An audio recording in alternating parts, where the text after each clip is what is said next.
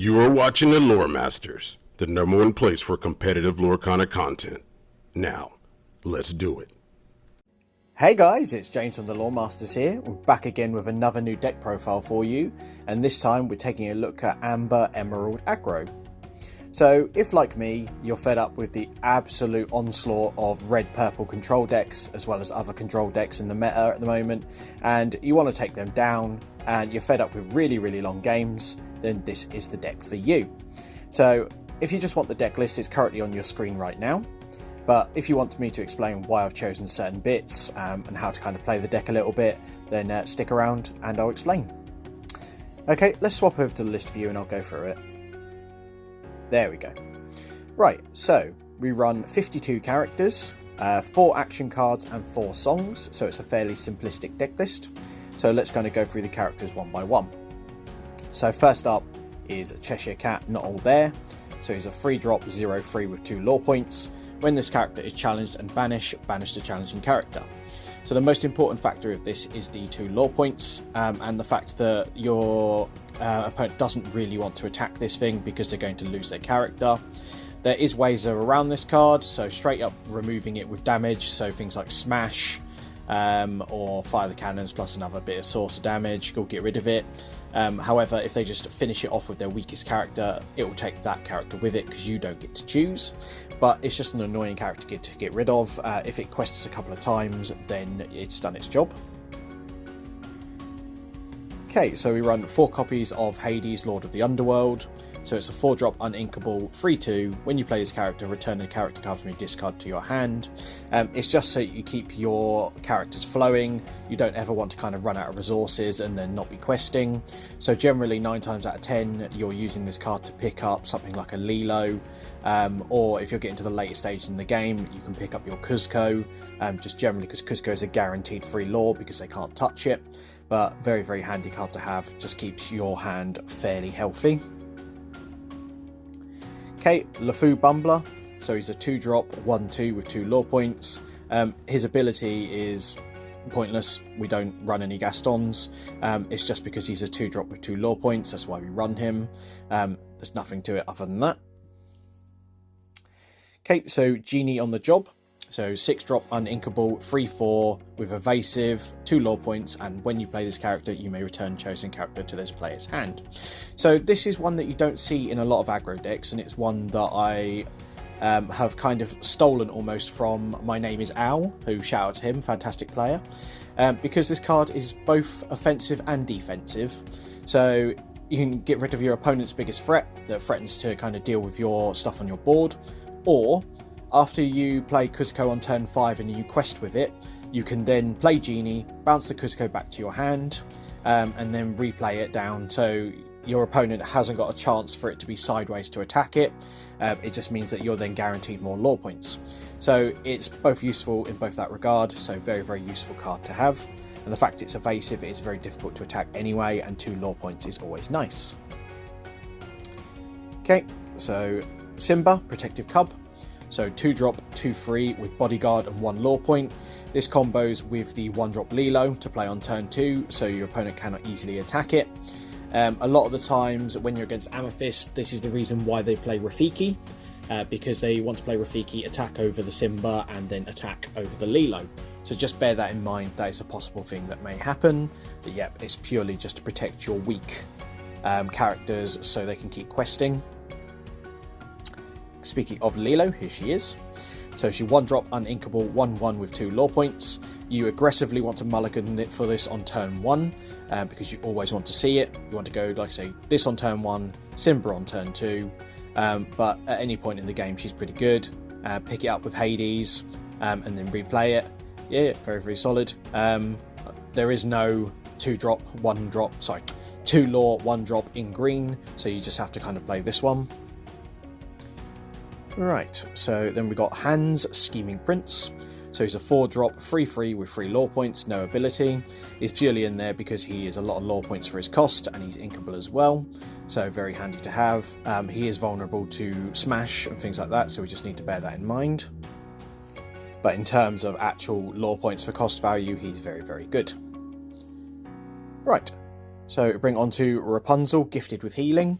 So she's a 4-drop inkable 1/5 with 2 lore points. When you play this character and move up to 3 damage from one of your characters, draw a card for each 1 damage removed this way. She's a very solid card on her own, but she is one of the few bits of draw power this deck actually has. Works very well with Maximus, with the bodyguard, so you would either attack into your opponent's things, or you would then get hit by your opponent and then heal it and draw that many cards. It just keeps your hand nice and healthy. The fact she's 2 lore points and her toughness is pretty good as well. She's definitely useful in this deck. So we've got Flynn Rider. So he's a 2-drop 1/2 with 2 lore points. When this character is challenged, the challenging player chooses and discards a card. The deck is all about just having these sticky, annoying characters with high lore points that your opponent doesn't want to attack because they lose resources or it messes with them, but that's great for you because a lot of times they don't want to interact with them, so you're gaining lore points, which is always good. Then we run 4 copies of Maximus Palace Horse, so he's a 5-drop 4/5 inkable with 1 lore point. He's got bodyguard and support. So this is one of the pieces that we use with Just in Time, which we're about to see very soon. But he is one of the few things that come in with bodyguard that's around the 5 cost mark. There is Goofy as well, but this has more power and his ability is quite relevant with the support. It means that if you do need to get rid of something big, you can always kind of quest, put his power onto support and then attack into it. 9 times out of 10 that doesn't happen, he's purely there for the bodyguard, but it is a nice thing to have. But yeah, like most of the time you're dropping him from Just in Time. And then here is the best 5 cost card in the game and in this deck, of course. So Kuzco, Temperamental Emperor, 2/4 with 3 lore points. He's got Ward, so your opponent cannot choose him except a challenge. And when this character is challenged and banished, you may banish the challenging character. So he's very annoying to get rid of. You can't hit him with any removal, so he's almost a guaranteed 3 lore points unless your opponent is using spread damage like Grab Your Sword, Tinkerbell, or using Be Prepared just to kind of wipe the whole board. Outside of that, he's very difficult to get rid of. Very handy to drop from Just in Time because it puts a lot of pressure on your opponent very early. But yeah, like I say, with Genie you can bounce him back to your hand after you quest with him to keep him safe, and then guarantee yourself another 3 lore the following turn. But yeah, very, very solid, annoying card. He's the main reason that people play Gaston in red-purple. Okay, so the next 5-drop is Mad Hatter, Gracious Host. So he's a 2/4, again with 3 lore points, and when this character is challenged, you may draw a card. So again, combo with Just in Time to drop it as early as turn 3. Gain lots of lore points. If your opponent wants to attack it, you get to draw a card, because drawing cards is always good just to keep your hand nice and healthy and keep dropping characters. But similar to Kuzco, the earlier you drop him, the better he will be, because your opponent might have to challenge him multiple times to defeat him in combat, that's drawing you multiple cards. Okay, and the final thing is Tinkerbell, Most Helpful. So she's a 4-drop 2/3 with evasive and 2 lore points. And when you play this character, chosen character gains evasive this turn. That part is not particularly relevant. It's the fact that she's a 2/3 evasive with 2 lore points in the right colours. So that is quite useful to have. Anything that is sticky and annoying for your opponent to remove is always going to be a winner. Right, that is all the characters. So we're just going to do the action cards. So first up is 4 copies of Just in Time. So you may play a character with cost 5 or less for free. So like I said earlier, we play a lot of 5-drops in the deck, so this plays them nice and early. There's a lot of pressure on your opponent to get rid of them, especially things like Kuzco, but Mad Hatter is also good, because like I say, they're probably going to have to challenge it multiple times to get rid of it. So chances are they don't want you to draw cards, so they're going to leave it alone. So you're going to draw lots of cards you're going to get lots of lore from just questing with him. But yeah, very, very solid card. You generally always want to try and mulligan for this at the beginning of the game. And then lastly is 4 copies of Be Our Guest. So character who costs 2 or more can sing this song for free. Look at the top 4 cards of your deck. You may reveal a character and put it into your hand. Put the rest on the bottom of your deck in any order. The chances of this missing is nigh on impossible because we run 52 characters.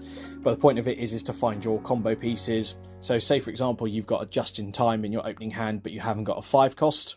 You can put down any of your 2 costs or your 3 costs and use them to sing Be Our Guest. Flynn Rider's a good one because if your opponent challenges it, then obviously they're still going to lose a card. Find your 5 cost and then play Just in Time on turn 3 and keep the ball rolling. Right, that is the deck as a whole. Like I say, this is a very, very good against any control deck, so if you're seeing a lot of them and you're fed up of them, or you just want to kind of get some quick wins, say like you don't want to be, playing in a 7-8 round tournament for hitting time at the end of every round, this is probably the deck for you. But yeah, hope you've enjoyed it, guys, and please like and subscribe, stick around, because we've got lots more coming. Cheers, bye!